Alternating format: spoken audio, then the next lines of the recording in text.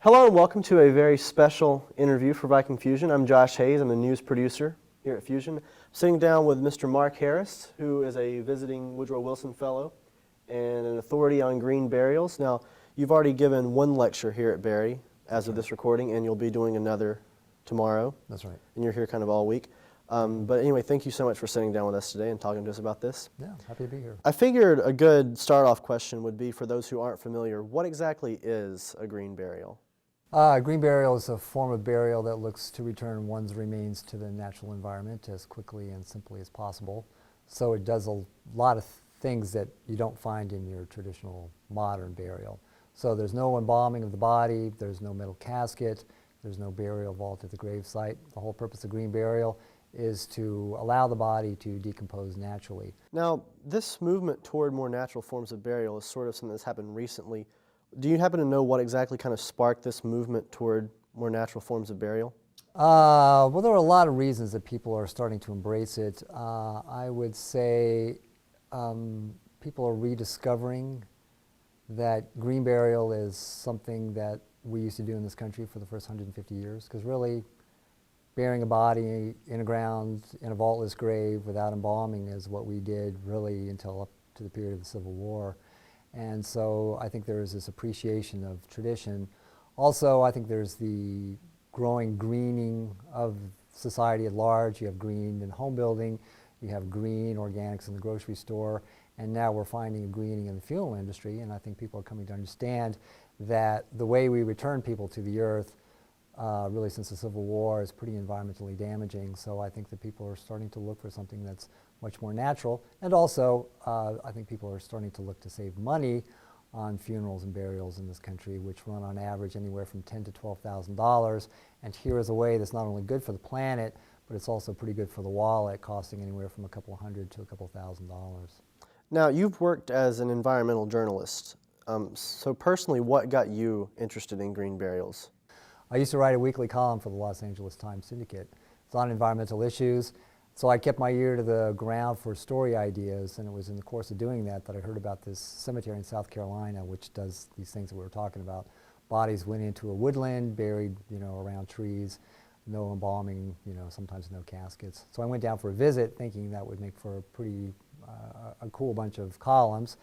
But the more I saw, and then I did go down and I saw that this was just like one big nature preserve, and it struck a chord with me that who wouldn't want to, after you pass away, have your body returned to a beautiful, lush woodland. It seemed to make a lot of sense to me. Now, it seems with highlighting green burials and stuff, there's sort of an implication that there's some issues with the current form of burial that we're probably more familiar with nowadays. What are some of those issues?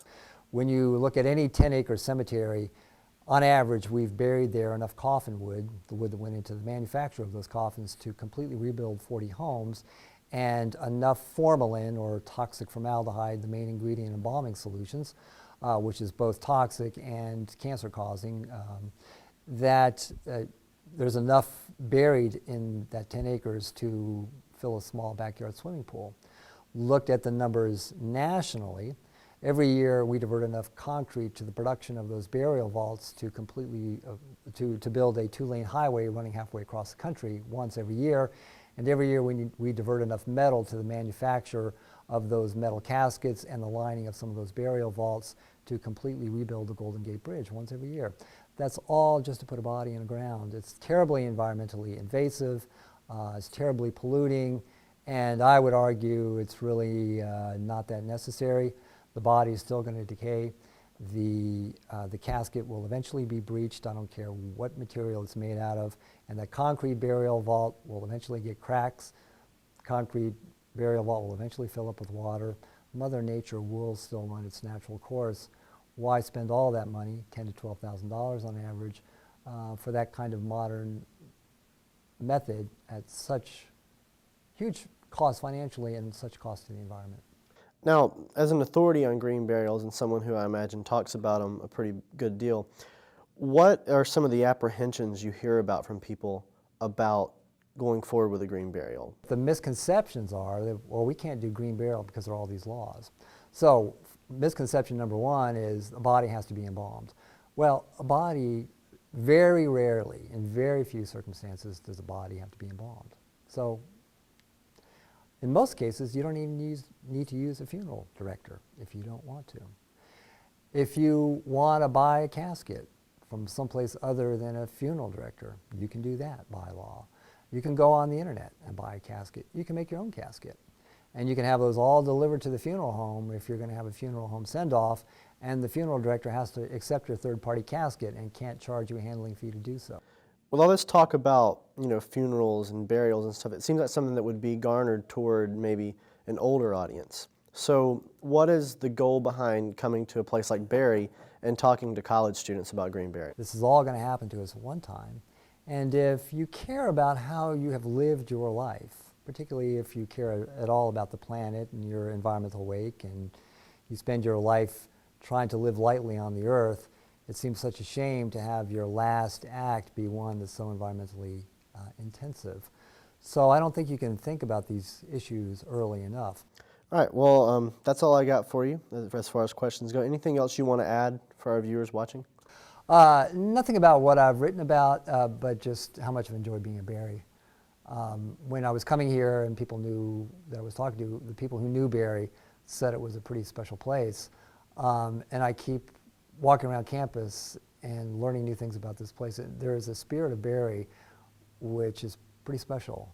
And it's not a spirit that you find in a whole lot of other places, even though people, will love their school. But there is this really special quality to Barry, and I'm really grateful for the chance to experience it for a few days anyway. Well, we're really glad to have you here, and we're glad you're enjoying it. Thank you so much for sitting down with us here at Fusion today. So on behalf of Mark Harris, this is Josh Hayes for Viking Fusion. Thanks for joining us.